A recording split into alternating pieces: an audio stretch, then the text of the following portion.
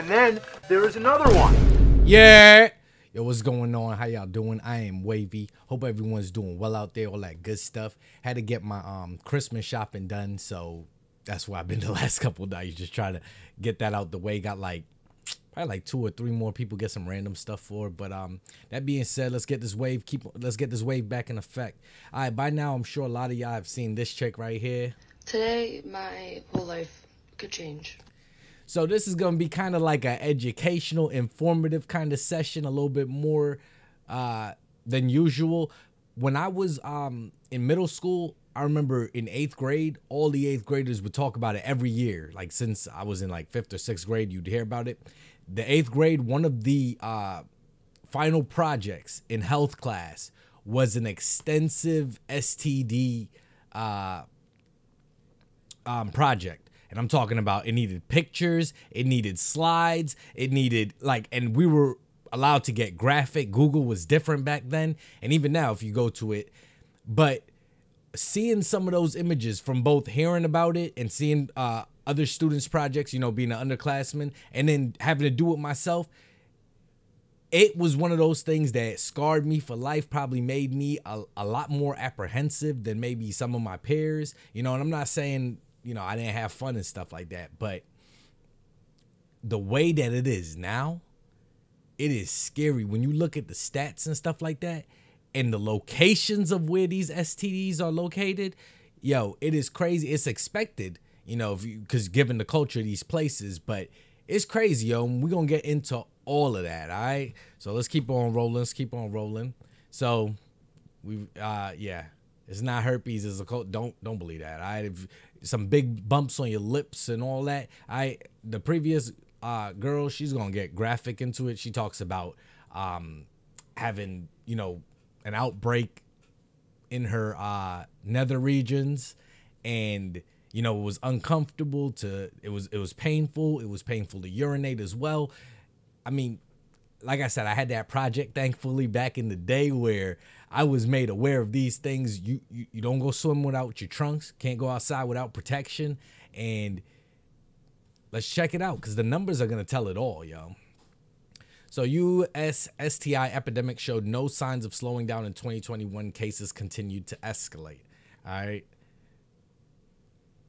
Syphilis, a STD that I had never, I mean, I knew about it. Again, with that project, I knew about it, but I did not know it was coming back the way it has. All right. And we'll get to all the numbers, but it is like, I'm not good with percentages, but I'll say it's up over 50%. I'll say it's up over like damn near 75%. We'll get to the numbers. I know a lot of y'all are a lot better than me when it comes to that.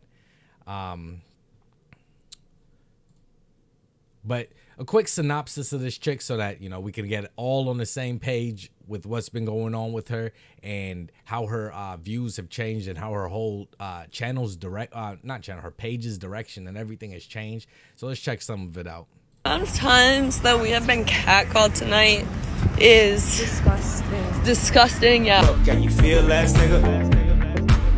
I feel it. Listen, man.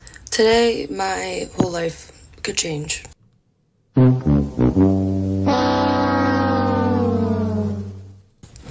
And I'm scared. Now, before I, you know, continue on, let me say I'm glad that the young lady sought some sort of help for it and, you know, is making her partners aware of it. Now, what I don't understand with this whole generation is y'all coming on the internet with your personal business and exposing it, like to normalize it. And that's where I have the problem with this shit. Because she's not the only one. There's a couple of them herpes accounts. I mainly see women running them that are trying to normalize it. Like, get the fuck out of here, yo. There's certain STDs that are uncurable, and for that they have the stigma so that people do not go to them. I mean, do not approach the act without the proper equipment. Friday night, I started having burning sensation. And if I tell my sexual partner, I have herpes, that's me. All right. Hi. I have tried to stay off of TikTok, honestly. But she loves the attention. She loves the comments, the reposts, even people like me doing a quick giving my 2 cents on it. But I posted this on my secret account. I have HSV1. And you're probably wondering, how did you get HSV1 down there? Good morning. Oh God. I haven't. Everyone keeps on. Hello. It shouldn't be normal. That's scary that people think it is normal. Well, it shouldn't be normal. And it is scary that people think it's normal. All right, like I said, herpes is in a basket. There's a few STDs that are in that basket. All right, well, not a few, a lot. All right, herpes, HIV, AIDS,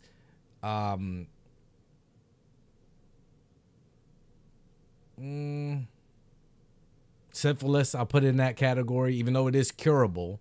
It still does do damage. What else? Yeah, there's those serious ones, and then there's like smaller ones that are cured, like chlamydia, gonorrhea. I don't know, is crabs curable? I think crabs is curable, and it's an STD, is it? Or is it a skin thing? I don't know. But those can be healed, you know what I'm saying? Those other ones, you rocking with it for life. So if I could say anything, any kids out there, if you're going to do it, make sure you know your partner and go out there with protection, please. Because even if you don't know them like that, you don't know what they're doing and stuff, at least you can have peace of mind. Because you don't want this shit going on the internet telling your problems. She looks stupid in real life, all right? Okay, why? 68% of the population has herpes. Whoa! So you know I had to look that up. Okay. So herpes, I put in herpes stats 2023 USA, and according to some government association for allergy and infectious disease, between HSV 1 and 2, they're the most common viral infections in the US, with up to 80% of people between the ages of 14 and 49 infected with HSV 1 and more than 10% infected with HSV 2. Damn, 80%? Another place, Hodgkin says 50 to 80% have oral herpes, which have cold sores or fever blisters around the in or around the mouth. And then genital herpes caused by HSV 1 or 2 affects 1 out of every 6 people in the U.S. age 14 to 49. Damn, yo. Hey, yo. That is crazy. I thought that this would be a very fitting video All right, she was right on that. Actually, she was wrong. It was higher. to make today, considering there's nothing more frightening than spreading misinformation. Happy Halloween, everybody. So, I can see where you're coming from. I just told somebody that I was interested in that I had herpes, and if your mom who feels... So yesterday, I told this guy that I was like kind of into that I had herpes. Get ready with me while I tell you about the time I had a... All right, so that's pretty much our whole clout now. It's just talking about herpes. But I just wanted to give a quick cover on, like, you know, everything that's been going on if you haven't caught everything. All right, and then this is the part, like I said, she's trying to break the stigma about herpes, trying to normalize it, trying to tell people not necessarily go out and get it, but if you get it, it's not that bad. Like, that's not true. All right, when you first started, you were crying when you had your first breakout, all right, because it was so painful and stuff like that. Why would you tell people, like, you know what I'm saying? And it's not only her. She's not the only account. There's a few accounts I've seen where women are, no. And everybody in the comments is championing her for being so strong. Fuck all that strong. She was stupid, and now she got to live with regret every day. And if not every day, every time she has a flare-up, she's going to live with that regret. And that's going to be a reminder. The gift that keep on giving type shit. Good morning. Oh, God. I have I need to, like, fix my voice. NBC reached out to me. So I have an interview with them in 20 minutes. How the fuck did this happen? And why is NBC reaching out to her? For what? What has she led to the world besides a viral moment? Where the whole moment went viral over a stupid mistake she made. And I'm not saying stupid mistake because I don't know her personal life. I don't know how many dudes she was doing this and that and the third with. I wasn't there. I'm just going off of what she told me. I feel like it's just going to be one of those things where throughout the day I'm going to be thinking, fuck, I should have said this or that. And it's just going to be replaying in my mind the whole day. I'm so nervous. I've gotten like content collabs from like pillow companies, which I'm not going to do because it would not really make sense to be like, I have herpes, to like, man, I just got the best sleep of my life due to, you know, like, I just feel like I have so much to say and I don't want to forget. I'm so nervous. Okay, I'll let you know how it goes after. Okay, yeah, no, that went really well. For some reason, I went on a... So we champion hoe culture. We champion single motherhood. All right? Not having a family for your child, etc. And then now we also are going to champion women having incurable venereal diseases. Sounds about 2023 to me. A tangent about like Big Mouth? I don't even know. I was just like, you know, I was watching Big Mouth last night, and Big Mouth talks a lot about your sexual journey and obscure topics that you don't really think of. And if they did an episode about STDs or whatever, it wouldn't be such a taboo topic. I hope for... Like I said, I had that lesson taught in middle school. In 8th grade. Shout out to you, Mr. Marshall, for that, because that opened up my eyes that it's a dirty, filthy world out here. And if you don't have your protection, you are susceptible to all of that. You know what I'm saying? And if you out here just hooking up and meeting people online and you know, all that stuff, that hookup culture and stuff like that, all of that's going to lend to it. For a day that if somebody has an STD or STI, that we can openly talk about it without feeling embarrassment or the fear of rejection. Anyway, I have to go tell my mom now, I think, about all of this. She doesn't quite know about TikTok. What the dog doing? Your mom, you worried about finding out about it, but you put it on the internet for us all to see it. And even if she don't know about TikTok, it's going to find its way to Facebook, and then it's going to find its way to her. And even, yo, girl math. Or the interview. So I don't know how she'll feel about that, but we'll see. All right, so I talked to my mother, and the initial reaction was to be expected, which was like shock. But then I was like, no, like, you have to see this. You have to read the comments. Yo, they do anything for clout, yo. And I get it. She's turning negative into a positive, if you want to call it that. But at the end of the day, this is still a dirty thing, a disgusting disease.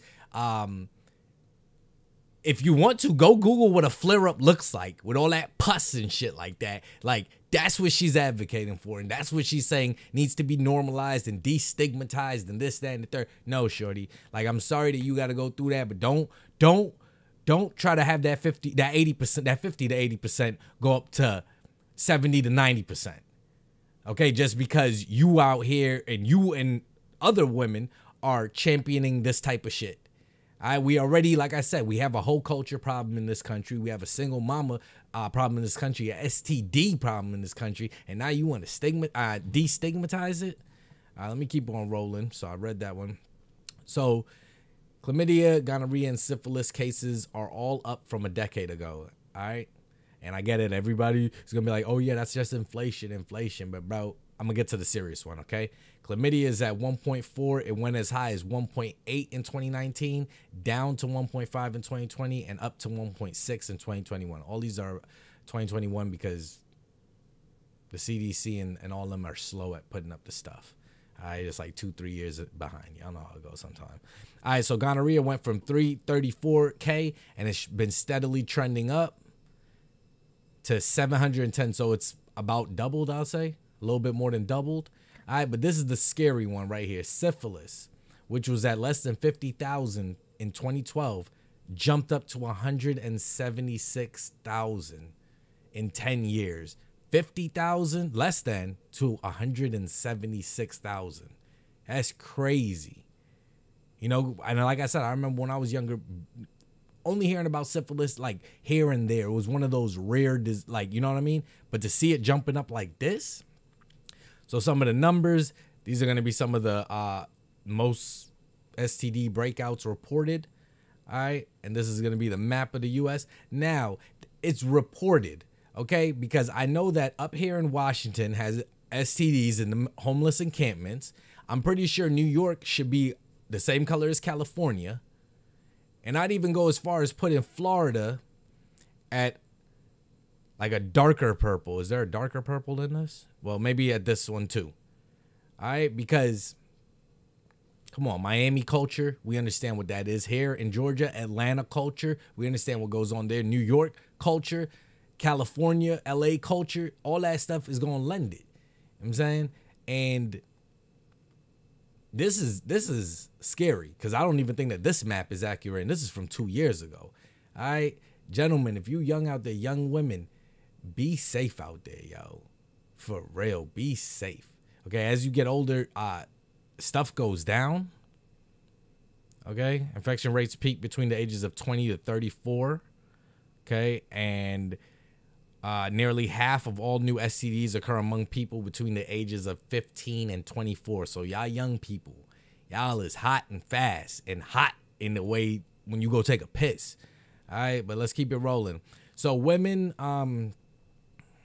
right here, this is USAFacts.org. Women aged 20 to 24 made up the largest group in the U.S. of those reporting chlamydia. Overall, women and girls aged 10 to 34 outpaced the men in rates of chlamydia.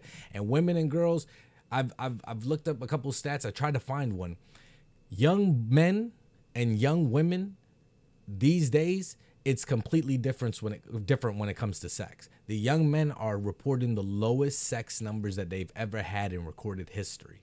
Whereas the young women are reporting the highest sex levels that we've had in recorded history. All right. And young boys ain't getting none. And the young girls is getting mudded out by whoever. And, you know, giving all these stuff. But these are the numbers. It's the young girls. All right. We jump to gonorrhea, and chlamydia and gonorrhea. If you don't know, they usually go hand in hand. Usually if they see you have one, they'll treat you for both, and that's just the way it goes. So I guess usually they come together in a pair. All right. Women aged 20 to 24 made up the largest group in the U.S. reporting gonorrhea. So that's all your hot girl summers, your girls trips, your vacations and shit. That's where all of that's happening. Not exclusively, but a lot of it's going to be happening there.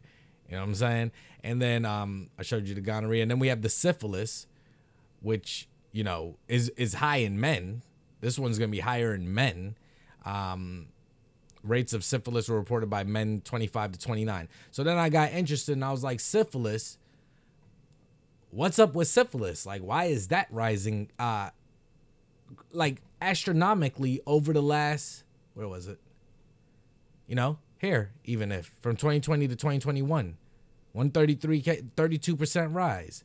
And then I also had sorry, I'm jumping around. I'm sorry. I also had the stat here from 49 to 176. So I said, what is this syphilis demo? Who is mainly being affected by it? So I went to Google. What demo mainly affected by syphilis? All right, and I didn't do the highlighting. This is Google doing the highlighting, okay? Most cases of syphilis in the U.S. are among gay, bisexual, and other men who have sex with men. Syphilis also increased nearly every year among men who have sex with men for about 2 decades. And then I just kept on going down, and that was per the CDC. That one, I don't know how you feel about the CDC. I just take them because most people listen to what the CDC says. I don't, but, you know. So it's among Black, Latino, and Native American. All right. I just wanted to bring it up. I wanted to cover this story because it's sad that the young lady has to have an STD that won't go away. I wouldn't wish that on anybody. I'm sure, you know, it's even, you know, affecting her in her everyday life and stuff like that. And I hope it gets easier for her. I disagree with her on, I understand bringing awareness, but do not try to destigmatize or normalize something like herpes. You know what I'm saying? Like, normalize starting a business or something like that. Normalize telling little girls, you know, starting a Girl Scout organization in your district or something like. Normalize something that's positive. What you normalizing is herpes. Like, bro, come on, man. And without too much more being said, if you stuck around this long in the video, as always, I'd appreciate it if you go ahead, hit the like, drop a comment, join the conversation, hit the subscribe button. The wave crashing out rest of the year. Might even record another video tonight. And without no more left to say, yeah, nothing else left to say, let me get to my last clip. In America, we have a few hundred genders. How many genders do you guys have in Russia? Just very... Here is like, I see only women and men. There is no between. First time in my life, couple weeks ago, and I was in California, I was like, on a coffee shop, it's like, I really want to go bathroom. It's like, can I go bathroom? Okay, they told me code, and I'm coming like, 2 bedroom, all gender. It's like, what is this? Where I have to go? First time I see it, like, I stopped like, I stayed like 5 seconds there, like, where's woman, where's man? I lock the door. Anybody inside? It's like, okay. It's like, I don't know, man. I grew up in very traditional place, with very traditional family. I'm very happy with this. I'm from big mountains, and we have only 2 gender. In America. Right, yo, said that we still having that discussion in 2023. Shout out Khabib. Stay wavy.